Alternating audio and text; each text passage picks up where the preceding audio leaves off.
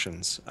Sometimes I'll go to the art team and say, okay, I want a creature that acts like this, and it fills like this niche in the ecosystem, and it's scary or it's cute or whatever. And then they'll come up with something that matches that, and we'll go back and forth, and I'll be like, oh, a little cuter, a little scarier, whatever.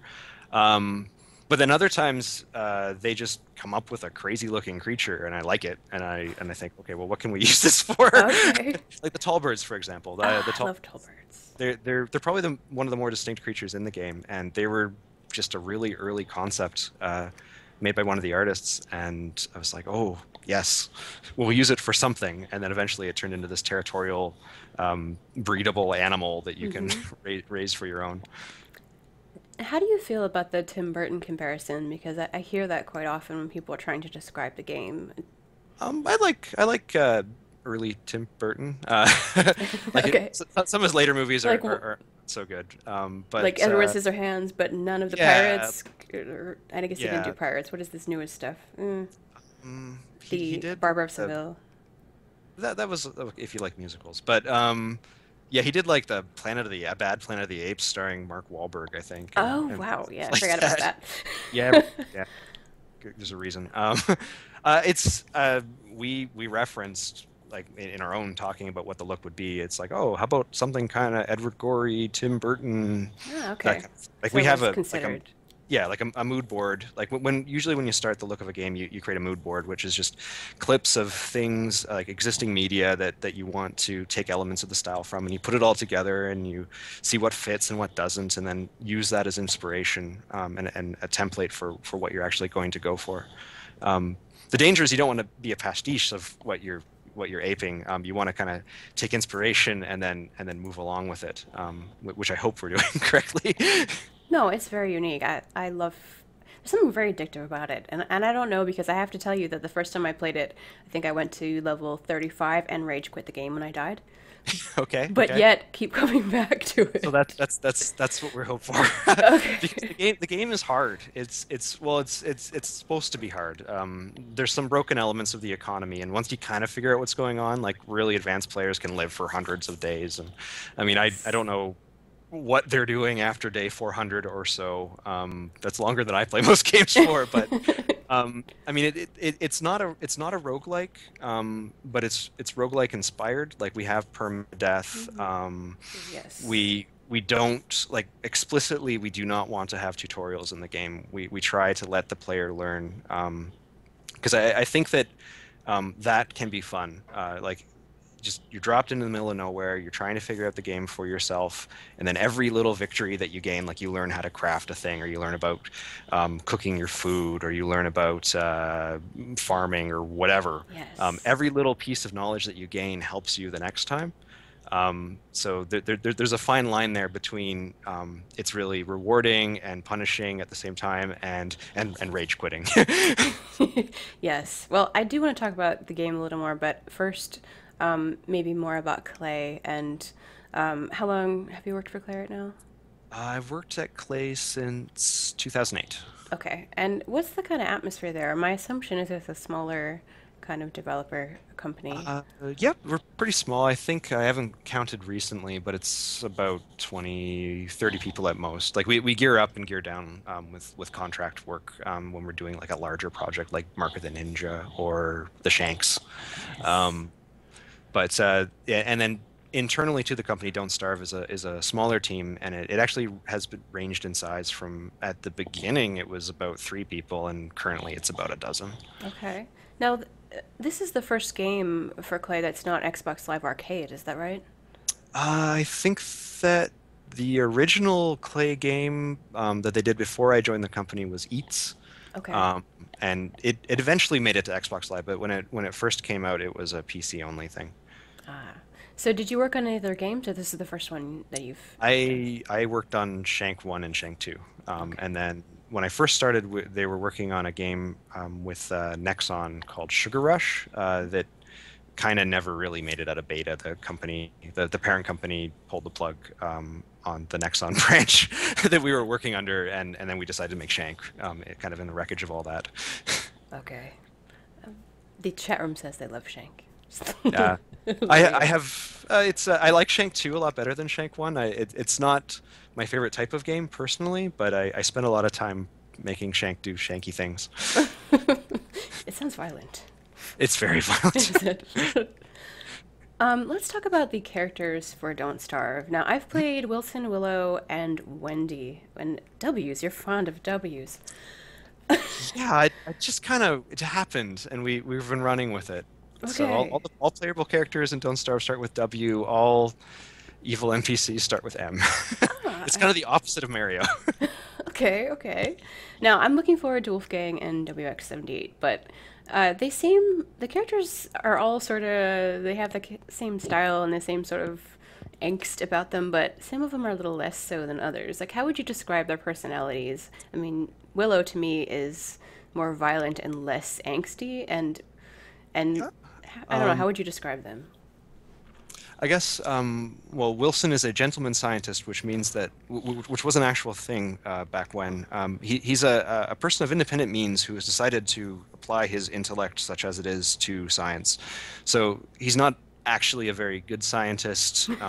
He's overconfident, a little brash. He's got a can-do attitude, but he can't actually follow up on a lot of things. So that's Wilson. Wendy. Wendy's a no wait sorry Willow.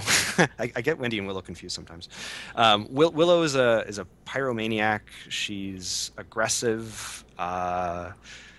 That's about as deep as her character goes. I haven't Unfortunately, understood what it means start fires in the dark, although I have to tell you, when I play here, I feel compelled to set all the forests on fire, that's which I awesome. do with the Well, torch. she'll do it by herself. Oh, she If you leave will. her in the dark for too long, she gets agitated and just lights a little fire, uh, Okay. which can be good or bad. It's good in that it makes the monster not eat you in the dark, but it's bad in if she's standing next to something flammable like your base. It'll kind of all go up. Okay, I'll be careful now. Yeah, yeah, it can save you, but yeah, it's not a unilateral good. Hmm. Wendy is kind of a gothy kind of character. She's a bit morose. There's some kind of backstory there with her twin sister who Abigail. died under mysterious circumstances. Dun dun dun. Although Um, she's the only blonde, like, bright one of the group, which is kind of ironic, don't you think? Because she's the gothy one, but yet I she's guess so. sort of Goldilocks in some ways. Yeah. Well, we actually have a planned. If you look in the wiki, I think there's pictures. A lot of our kind of in production art is actually shipped with the game because Hmm. kind of sloppy, I guess. But there's some planned characters in there that people have actually found pictures. Like they actually go and they analyze the texture format and they pull it out. And there's oh, what was her name? I don't know if her name is actually final yet, but there's a very like little Bo Peep kind of character Oh, coming at some point. Probably I don't know what her shtick would be gameplay wise. Probably something to do with animals or something. I okay. think she was going to be a vegetarian, possibly. Oh, Um, wow. That yeah, could be which would be interesting. very hard. Yeah. Yeah, it would be. Um, Wolfgang is a strongman. He's not very smart. Uh, that's about all you need about Wolfgang. He has a weakness for cute things. He's a soft at heart. And WX78 is a heartless robot who despises all living things. Meat bags. Meatbags, yeah. And then the new character that's coming out next week, Wickerbottom, um, Oh, yay. is Tell me about that. well, she's a librarian. Her name is Wickerbottom? You're cruel and Is unusual. is Wickerbottom. Man. So my wife's a librarian, so I can make Okay, fun of okay. her. You've been given permission. But yeah, she's very smart. I think she gets like a bonus research tech level or something. I was actually just writing that today. But yeah, she's very smart. She talks in like scientific Latin names for things when you inspect stuff. Very matter of fact. Wants things to be in order and categorized. Okay. Um, yeah. So that's about. I think that's all of them Of them. currently. Yes, yes. Okay. Now, basic gameplay. This is one of the first games where there's a real fear like involved in it, but it's not the typical, okay, we're going to fight with swords, and the game is deliberately frightening in that it's throwing out like gross things at you. Yeah. It's more just the wow, all Well, the lights are going out, and you better, it took me a couple tries to figure out, oh, there's, little things to the left that show me what to build, and I better build a fire or I will die. Like you can't, like you said, you're thrown into it, and you sort of have to figure everything out, almost like you are in an actual survival situation, which is appealing. yeah, we actually that I'm glad that you had that experience because that's the intended experience. We've actually had a lot of internal testing with people from Craigslist, basically just people who volunteer to try out a new video game, and we watch them, and we see like what they do in the first night, having absolutely no knowledge, and we don't tell them what to do. They just kind of talk out loud and play the game, and I want players to actually die on the first night to because that is a teaching moment, right? It tells Oh you, oh, yes. this game, that's not supposed to happen. You're not supposed. It's supposed to tell me what to do. Because But yeah, we've been trained, and spoon-fed that this is how a game works. oh, And for the sure, first yeah, time you die and you can't reload, oh my lord, what yeah. is I've that? lost everything. Yeah, but you've gained something. You've gained the knowledge that the game is going to kill you in 8 minutes or 6 minutes if you don't do something about it. So eventually, Yes. people then they say, oh, I can craft something. Oh, I need to make a fire, and then they make a fire, and then probably they starve to death a couple days later, and that's the next lesson. And that the hounds come, and then oh, more learning. It did take me until like day 25 to figure out I could make a sleep roll and I wouldn't have to sit there all night like twiddling my thumbs going, yeah, okay. Yeah, the twiddling your thumbs and that's a problem with the game. I have to address that somehow. Things should 'Cause attack you more. That'd be fun.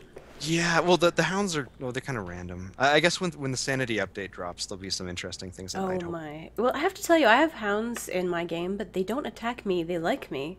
And then I feed them meat and they follow me around. So I don't know if that's supposed to happen, but they Uh, bark and follow me, which is really? interesting. Yes. Okay, they're weird sentient hounds just in your build. Okay. They're supposed to be pretty distractible. Like they'll kind of get distracted by birds and butterflies and whatever. But I don't think they should follow you. Oh no, they follow me around. Okay.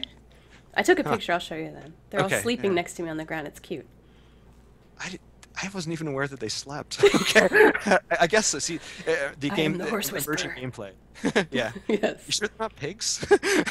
No, no. Yeah, yeah. Yeah. Pretty different.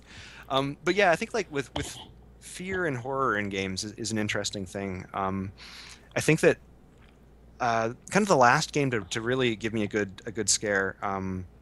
Well, actually, the two last games to give me a good scare were the first night of Minecraft. Like Hmm. the first time you ever play Minecraft and night Yes. comes and one of those little green things comes and blows you up. That's awesome. I mean, that right there was probably like the seed of the inspiration for let's make a game based around that. Mm-hmm. Um, but then the other game is Amnesia, which I think everyone's played. But Yes. it's really good and really scary. Like actually, like you're catching your breath scary at times. And I think that if you compare those games to a game like Dead Space, which is supposed to be a horror game, but it's not, right? Because I think that in order to be a successful horror game, you have to have a sense of helplessness.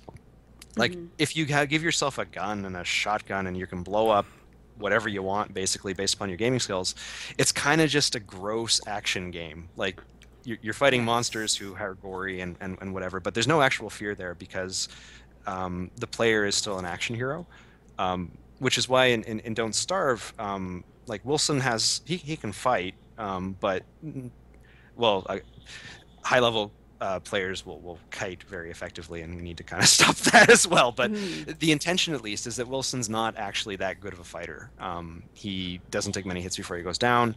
His offensive abilities are weird at best, like he can use sleeping darts and boomerangs and stuff like that, but he can't. He doesn't have guns. He doesn't have a musket or anything that would be time period appropriate. In fact, like the best weapon in the game is like a piece of a dead tentacle monster that you can kind of swing around, but he'll never win any like martial arts contests, I guess. But he has a beard, and I have to tell you, this game is prejudiced against people that do not have beards. Because I'm saying there's a meat puppet, what is it? Meat The something meat effigy. effigy, and that is great because you can make that and then it comes back to life one time if you die. But what about the girls? Like I couldn't figure out how to make them come back to life without a. There's another way to prevent. I mean, Wolfgang doesn't grow a beard either. Wilson is the only beardy character. Uh, And that kind of just happened. Like we gave him a beard because it was awesome.